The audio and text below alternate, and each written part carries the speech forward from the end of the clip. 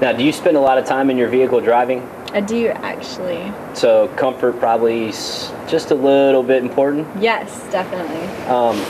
The good thing about comfort here is that as far as finding comfortable driving position in the seat that you're driving in, it's actually a 8-way power adjustable seat. So you can go forward and backward, of course. You can go up, down as far as the back end, up, down as far as the front end goes, which are tilt, and then you have the forward and backward for that, and then you have an electric power lumbar support for your lower back. Okay. That's on long road trips or really even daily driving. Just supports your lower back there. So Nice. also from a comfort standpoint and helping your comfortable driving position, your steering wheel is telescopic, Okay. which we actually saw in the Accord. Right. So that actually goes up and down, but also in and out. Nice. So it's easy to find kind of a comfortable driving position. Okay. Have you ever forgot to turn your lights off? Yes. The jumper cables, I keep them with me. Yeah, that's not fun. Especially if your car dies at night, probably not very safe either. This actually has auto on and off headlights. All right, and that was a big feature that people were very, very concerned with for the reason that you just mentioned, especially if you're female and driving. But they automatically turn on or off based on the lighting, how light or dark it is. So very, very safe there. Okay. You're also going to have your audio controls on the steering wheel. Right. Again, so you can not concentrate and take your eyes off the road. You can focus more on the road. Your Bluetooth and your navigation controls are all conveniently located right under your audio control buttons. Your Bluetooth is here, and then your audio controls for your navigation are here. Okay. Again, the navigation is actually touchscreen and voice activated. Okay. And so those are, again, you can concentrate more on what you're doing driving. Okay. A little bit safer. I'm actually going to hop in the passenger side and go over the rest of the interior with you, all right? Sounds good. You'll notice on the control panel here, the top has your miles per gallon. It says 0 to 60. You'll notice when you're driving, when you accelerate, it's going to, there's a gauge of bars, and when you accelerate, it's going to go more towards the 0. Okay. And then when you let off the gas, it's going to move more towards the 30 and 60. When you let off the accelerator, it's going to show you how to maximize your fuel efficiency. Okay. Save you a little bit of money in gas if you're conscious of how you're driving. Nice. You drive very aggressive? No. No? Okay. And you save a little bit with this. You also have your temperature gauge there. Right now, obviously, it's 71 degrees. It's a beautiful day in Georgia. That's right. You'll see under it, if any doors are ever open, this will tell you. It's very, very hard if you have people in the back, friends, or if you're babysitting, whatever. It's not very safe to have a door open while driving. Right. So this is going to tell you that a little bit safer. You're empty and full there, and then your engine temperature down there. Okay. If it ever gets anywhere near past the halfway point, stop. Get that checked out. Call me, service, whatever. We'll take care of it. This will also show you an average miles per gallon, and also how many miles till empty. Okay. Right now it's 115 miles till empty, and you'll notice the average miles per gallon is a little bit low, but it's skewed because this car has barely 7 miles on it. Okay. So it really hasn't gotten an accurate feel yet. Over here on the console, you'll see the heated seats, which 71 degrees in Georgia.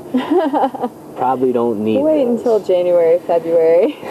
Exactly. And so you got a low setting and high setting for you, and then a low setting and high setting for me over here. Right. This also heats the back of the passenger seat, or I'm sorry, the driver's seat. Okay. The back area here. Okay. Does not heat the passenger seat because there's actually a sensor in this seat, whereas if for example, I was in a position to where if the airbag deployed, it would hurt me. It'd actually deactivate the airbag.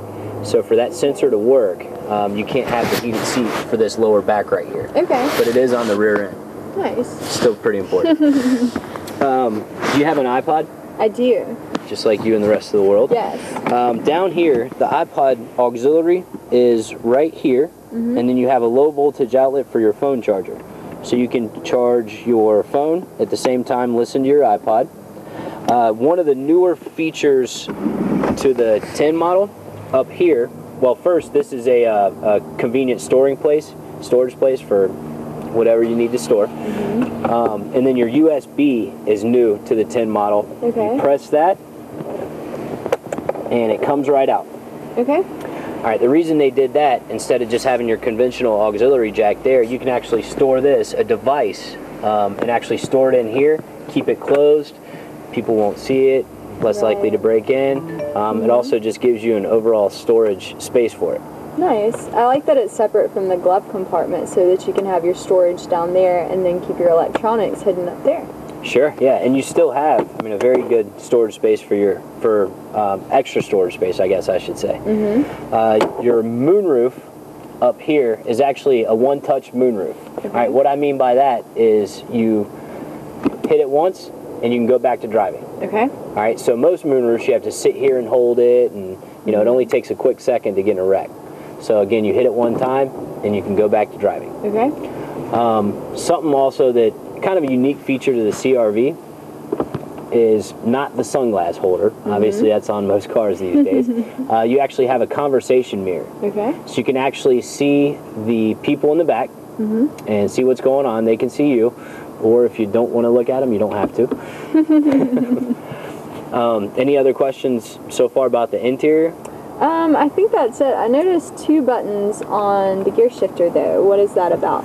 This button is actually a lowered gear. Okay. All right, so if you're up in the mountains and it's snowing and you feel like you may lose traction, you actually hit that lower gear. It's going to keep your RPMs low while going around maybe slick places to keep your tires from spinning out of control and losing traction. So keep you more in control. But you don't speed very much anyways from what you were saying. Of course not. Yeah, right. Now you notice the navigation is not only touchscreen, but also voice activated. And the button is on the controls that I showed you earlier. Okay. The reason it's voice activated, but also touchscreen, is so that if I'm in the passenger seat and I want to control it, I can by using the touchscreen. If you're driving by yourself, not very safe if you have your attention directed towards the navigation. Right. By this way, you can actually talk to the navigation, it talks back, and you can keep your eyes directed more on the road, so a little bit safer. Okay. What I'm going to do, I'm going to give you a little bit trial run as far as how the navigation works with the destinations. So I'm going to go ahead and put a destination in. We're going to go to Places. You can search by category, name, phone number. We'll try category. You can do categories anywhere from leisure, shopping. You like shopping? I'm a girl, of course I do. Well, I don't like to spend money, so we're not going to go shopping. Let's try restaurant. How about that? And you can sort by category as far as American, Chinese, continental. You want to try maybe American? That's good with me. Okay. And then we can sort by place name, city vicinity, distance to travel, which is basically proximity, or you can put in a name by keyword, something you're maybe trying to search for. We'll do maybe sort by distance, the closest to us. Okay. And we'll go to the nearest restaurant we got right here. And also, along the way, you'll see how this says direct route. You can do a direct route, the shortest distance between 2 points. You can also do alternative routes, detour, maximize freeways, minimize freeways. You know as well as I do, that's going to depend on Atlanta traffic. Yes. How bad it is, what time of the day, things like that. So, so we'll go ahead and press OK, do a direct route. It'll take a second to calculate the route. Proceed to the highlighted route. Then the route guidance will start. Okay, let's get seatbelts and head out. Let's go.